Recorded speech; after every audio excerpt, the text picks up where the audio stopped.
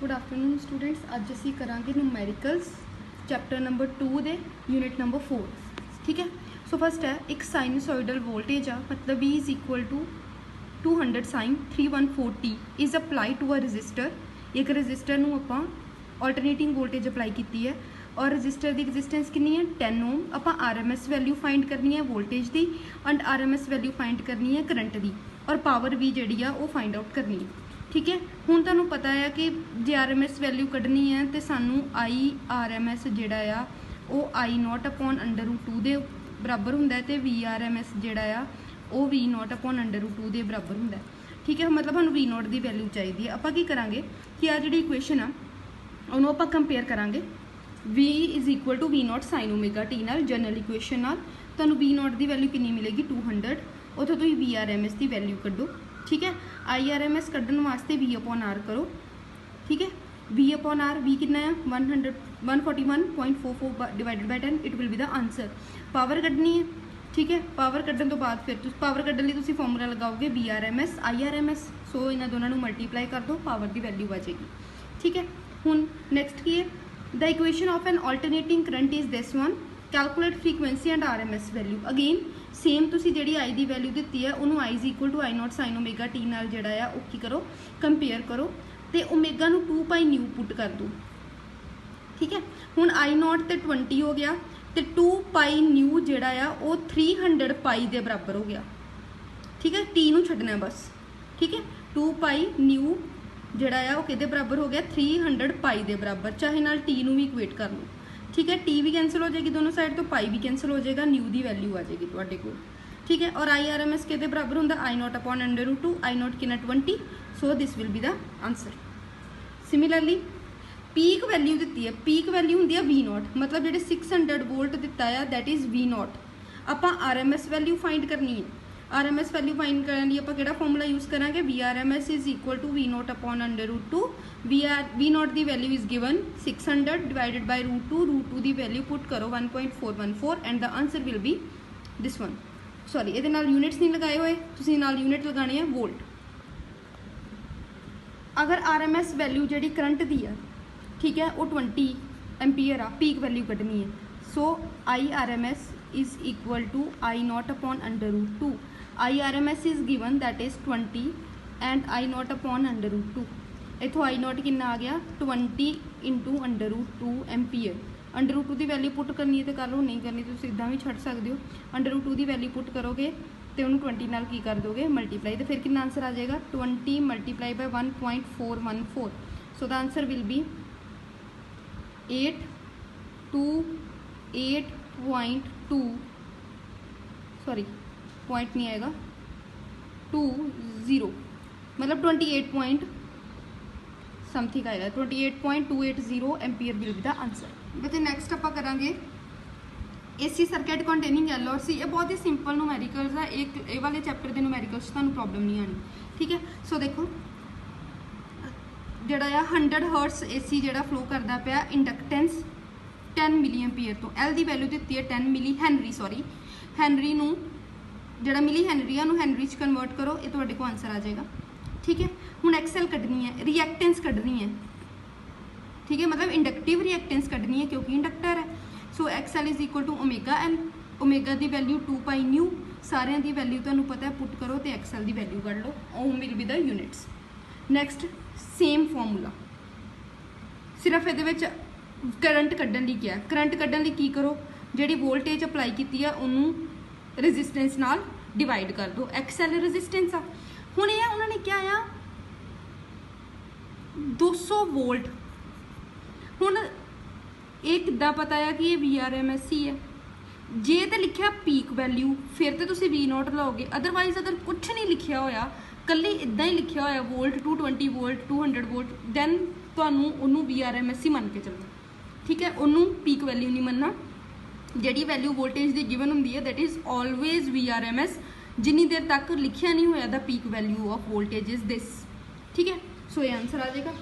Next भी again same easy है maximum value of current कढ़नी है मतलब I0 कढ़ना है। I0 कढ़न वास्ते जिहड़ा IRMS आ वो हुंदा I0 अपॉन √2। हुण IRMS कढ़न वास्ते वास्ते ਜਿਹੜਾ ਸੌਰੀ आई नॉट ਕੱਢਣ ਵਾਸਤੇ ਤੁਹਾਨੂੰ IRMS ਚਾਹੀਦਾ ਤੇ IRMS ਕੱਢਣ ਵਾਸਤੇ ਤੁਹਾਨੂੰ ਕੀ ਚਾਹੀਦਾ VRMS ਤੇ ਰੈਜ਼ਿਸਟੈਂਸ ਤੇ ਰੈਜ਼ਿਸਟੈਂਸ ਕੱਢਣ ਲਈ ਤੁਸੀਂ XL ਦਾ ਫਾਰਮੂਲਾ ਯੂਜ਼ ਕਰੋਗੇ ਓਮੇਗਾ L ਕਿਉਂਕਿ ਇੰਡਕਟਰ ਹੈ ਓਮੇਗਾ L ਓਮੇਗਾ ਨੂੰ ਪੁੱਟ ਕਰ ਦੋ 2 पाई न्यू ठीक है वैल्यूज पुट करो जो गिवन है फ्रीक्वेंसी 50 है 50 साइकिल सप्लाई मतलब it is a frequency 50 hertz pi की वैल्यू पुट करो L की वैल्यू 2 है हेनरी गिवन है वो पुट करो ये रजिस्टेंस आ गई IRMS कढ़ना IRMS कढ़न वास्ते VRMS अपॉन XL चाहिए आ जो 150 वोल्ट दिता है ये VRMS है VRMS की वैल्यू पुट करो नाल XL नाल डिवाइड कर दो ये तुहाडे को आंसर आ जाएगा ठीक है फिर IRMS is equal to I not upon √2 so I not कढ़न वास्ते IRMS जिहड़ा आया तुहाडे कोल उहनूं √2 नाल मल्टीप्लाई कर दो ठीक है हुण अगे कैपेसिटर दे दिता उन्होंने कि 50 म्यू फैरड कैपेसिटर आ उन्होंने 100 वोल्ट 50 हर्ट्ज AC सप्लाई नाल कनैक्ट किया है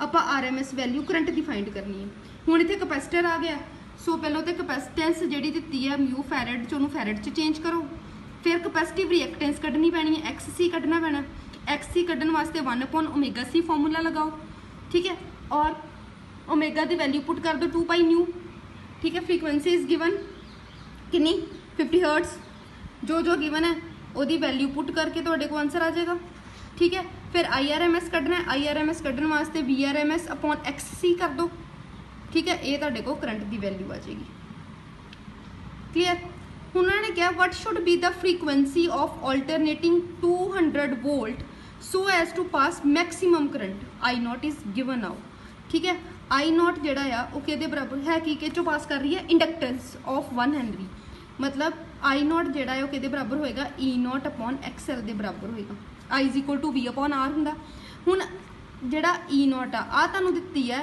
RMS ERMS ठीक है हुण उस तो बाद इहनूं तुसीं वो भी कर सकते हो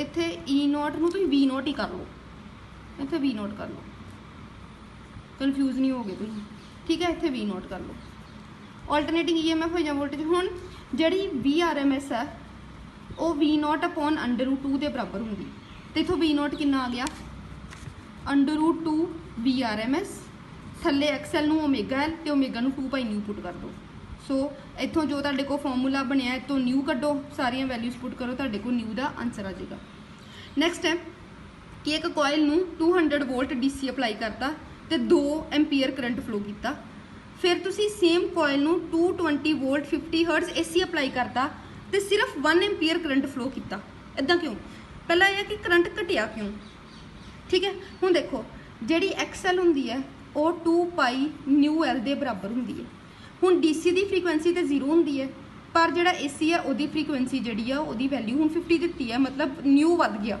अगर फ्रीक्वेंसी वध गई तो XL वध गया XL की है इंडक्टर की रजिस्टेंस और अगर XL वध गया तो करंट की वैल्यू जी आ घट जाएगी हुण आपां सैल्फ इंडक्टेंस कढ़नी है आपां L की वैल्यू फाइंड करनी है I हो गया V अपॉन XL XL हो गया ओमेगा L तो ओमेगा किहदे बराबर हो गया 2 पाई न्यू इत्थों L की वैल्यू कड्डो L ऊपर चल जाएगा I नीचे आ जाएगा सारियां वैल्यूज तुहानूं गिवन आ ये L की वैल्यू आ जाएगी अगला देखो a light bulb is rated at 100 watt is power and 220 volt supply की गिवन है RMS मैं पहलों भी दसिया जो भी गिवन होएगा उन्होंने भी RMS ही लेना पावर जिहड़ा हुंदा ओदी वैल्यू हुंदी है तुहानूं पावर ते V दित्ती है तुसीं R कढ़ना है मतलब आपां पावर दा ओह वाला रिलेशन यूज़ करांगे जिस R भी आंदा होए ते V भी आंदा होए ते ओह किहड़ा रिलेशन हुंदा P is equal to V² upon R ठीक है हुण इत्थे VRMS पुट करो V की जगह ते सो इत्थों आप R उधर लै जाएंगे P नीचे आ जाएगा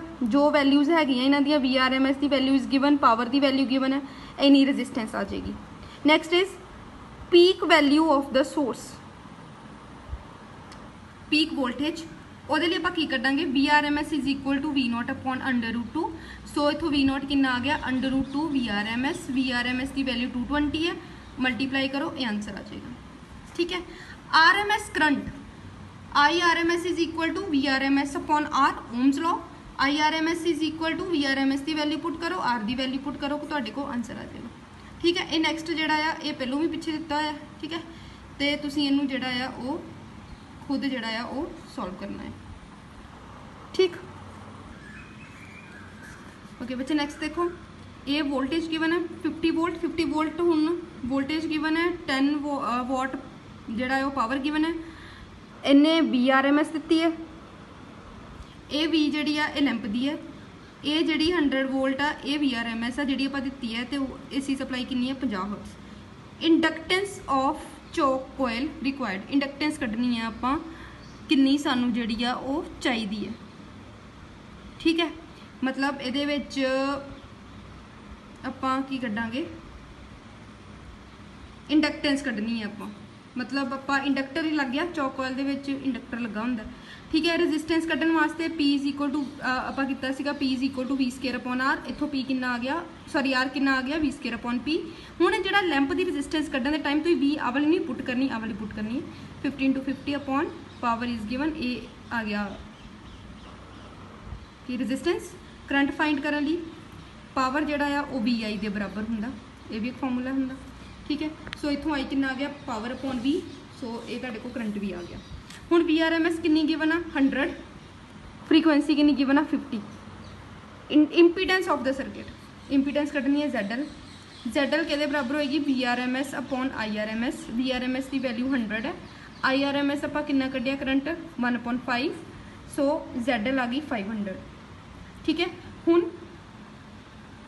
जिहड़ी आ एक तो इंडक्टेंस कड्ढनी है, ठीक है, दूसरा L कड्ढना है, दूसरा उहदी रेजिस्टेंस जिहड़ी आ वो भी गिवन आ सानू लैंप दी भी, सो इहदा मतलब ये आपां फॉर्मूला लगावांगे ZL is equal to √R square, क्योंकि लैंप लगा एक ओमेगा स्केयर L स्केयर, ठीक है। मतलब ये वाला आपां यूज़ कर रहे हैं फॉर्मूला वाला यूज़ कित्थों कीता है, जिहड़ा आपां पिछे angle ZLR is equal to R square plus XL दा होल स्केयर कीता सी ना, ठीक है। LR सर्किट वो वाला फॉर्मूला लगाना, ठीक है। हुण दोनों पासे पहलों स्केयरिंग करो, स्केयरिंग करन तो बाद ओमेगा दी वैल्यू पुट करो 2π, ठीक है। फिर इनू इधर ही रहन दो, इनू दूसरी साइड लै जाओ तो उधर जाके माइनस हो जाएगा। आपां L दी वैल्यू कड्ढनी है, इत्थे L स्केयर रहन दो, 4π स्केयर न्यू स्केयर इहदे नीचे लै आओ, सारियां दी वैल्यूज पुट करो, जो आंसर आया उहदा स्केयर रूट कर दो, ये तुहाडे कोल इंडक्टर दा आंसर आ जाएगा, ठीक है। नैक्सट देखो, सीरीज सर्किट कंटेन रजिस्टर ते कैपेसिटर, मतलब ये CR सर्किट आ गया तुहाडे कोल, रजिस्टर ते कैपेसिटर है, ठीक है। इन्ना ये VRMS आ, ये फ्रीकुएंसी आ करंट है, आपां रिएक्टेंस कड्ढनी है कैपेसिटर दी, मतलब we have to find XC। So पहलो ZCR कड्ढो, ZCR किहदे बराबर होएगा, क्योंकि एक रजिस्टेंस आ, सो V/I कर दो, ठीक है। कितनी भी 200 वोल्ट, IRMS कितना 2.5, this is the impedance value. So ZCR किहदे बराबर होएगा √R square plus XC square, दोनों साइड ते स्केयरिंग करो, इत्थों XC स्केयर दी वैल्यू फाइंड करो, ठीक है, तो बाद स्केयर रूट कर दो, ये तुहाडे कोल आंसर आ जाएगा, ठीक है। नैक्सट हुण रजिस्टेंस आ ते इंडक्टर आ, ये फिर आही सर्किट आ गया LR वाला सर्किट, तो उहदी जिहड़ी इंडक्टेंस आ वो 0.05 अपॉन पाई ऑलरेडी दित्ती है, पाई दिता डिवाइडेड बाय रेजिस्टेंस दिता 12 ओम, आ दित्ती है VRMS, ये दित्ती है frequency, we have to find the current and the phase difference. So सब तो पहले Z कड्ढो, Z की हुंदा √R square plus omega square L square, so इत्थे ओमेगा की वैल्यू पुट करो 4π स्केयर न्यू स्केयर हो जाएगा, क्योंकि ओमेगा का स्केयर आ, ओमेगा की वैल्यू होंगी है 2π न्यू, जो इसका स्केयर करोगे 2 the square 4π square nu square हो जाएगा, ये आ गया वैल्यू। R की वैल्यू पुट करो 12, 4π स्केयर इधर रहन दो, न्यू जो 50 है, 50 का स्केयर 2500 हो गया, L कितना है 0.005, 0.05 का स्केयर करोगे तो 0.0025 हो जाएगा, ये आ गया। पर नीचे डिवाइडेड बाय पाई भी है तो पाई का स्केयर, आ पाई के स्केयर नाल आ वाला पाई स्केयर कैंसल, सो जो आंसर आएगा वह स्केयर रूट हो जाएगा।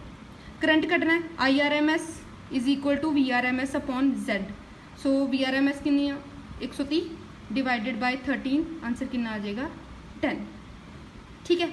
हुण आपां कटना tan phi, tan phi होएगा XL अपॉन R, क्लीयर। सो XL नू पुट करो omega L upon R, clear. So omega की वैल्यू पुट करो 2π न्यू, 2π न्यू जो वैल्यू पुट करोगे, सो इतों तुम tan phi की वैल्यू जी फाइंड आउट करोगे वो आएगी 0.4167 और phi आ जाएगा तुहाडे को tan इनवर्स 0.4167। ਤੁਸੀਂ ਇੱਥੇ ਤੱਕ ਵੀ ਇਹ ਜਿਹੜਾ ਆਨਸਰ ਹੈ ਉਹ ਸੋਲਵ ਕਰ ਸਕਦੇ ਹੋ। ਬੱਚੇ ਜਿਹੜੇ ਇਹ ਤੋਂ ਨੈਕਸਟ ਨੂਮੈਰੀਕਲ ਨੇ ਉਹ ਸੇਮ ਇਸੇ ਤਰੀਕੇ ਦੇ ਨੇ, ਠੀਕ ਆ। ਤੁਸੀਂ ਖੁਦ ਟਰਾਈ ਕਰਨੇ ਆ। ਅਗਰ ਤੁਹਾਨੂੰ ਕੋਈ ਵੀ ਜਿਹੜੀ ਪ੍ਰੋਬਲਮ ਆਉਂਦੀ ਹੈ ਤਾਂ ਤੁਸੀਂ ਮੈਨੂੰ ਪੁੱਛ ਸਕਦੇ ਹੋ, ਠੀਕ ਹੈ। ਸੋ ਜਿਹੜਾ ਨੂਮੈਰੀਕਲ ਅੱਗੇ ਨਾ 2-3 ਅੱਗੇ ਨੂਮੈਰੀਕਲਸ ਹੋਰ ਨੇ, ਅਗਰ ਉਹਨਾਂ 'ਚੋਂ ਕੋਈ ਨਹੀਂ ਸੋਲਵ ਹੋਏਗਾ ਤਾਂ ਪੁੱਛ ਲੈਣਾ।